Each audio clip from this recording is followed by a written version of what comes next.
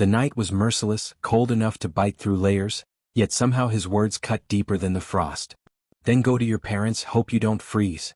The slam of the door behind me was final, a punctuation I would never forget. I stood there, shivering, stunned, my heart pounding against a chest heavy with disbelief. The streetlights barely touched the icy pavement, each reflection a mirror of my humiliation. How had it come to this? Earlier that evening, everything seemed normal, deceptively so. We had shared a dinner, his voice calm, almost kind, until the moment the argument spiraled beyond reason. I tried to explain, tried to reason, but logic fell on deaf ears.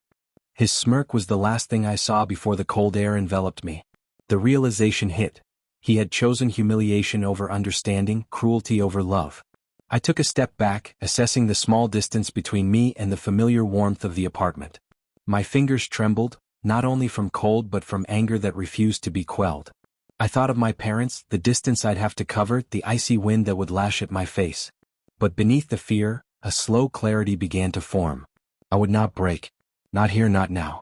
He had assumed his control was absolute, that his words and actions could bend me into submission. But there was something he didn't account for: patience, observation, and the quiet accumulation of truth. I would survive the cold, and when the time came, he would see that words and slams could never truly shatter me. I trudged down the empty street, the snow crunching beneath my boots, each step an echo of the tension that had been building for months. This wasn't the first time his temper had erupted, but it was the first time it had felt like a declaration. A line crossed, a door slammed not just on me but on the life we had tried to build. My breath formed small clouds, vanishing into the darkness, but the sting of his betrayal lingered.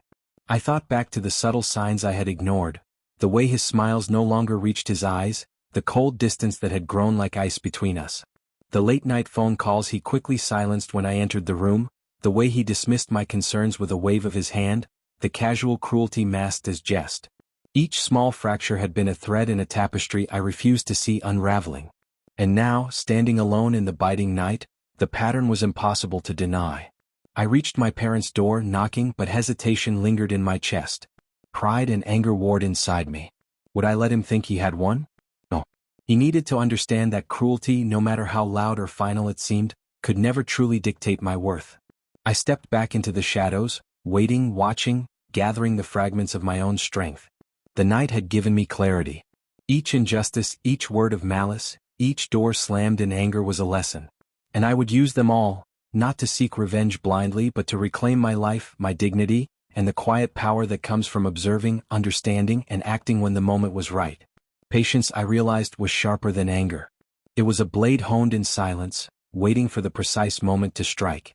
Morning came slow, pale light spilling over rooftops, but it brought no warmth to him.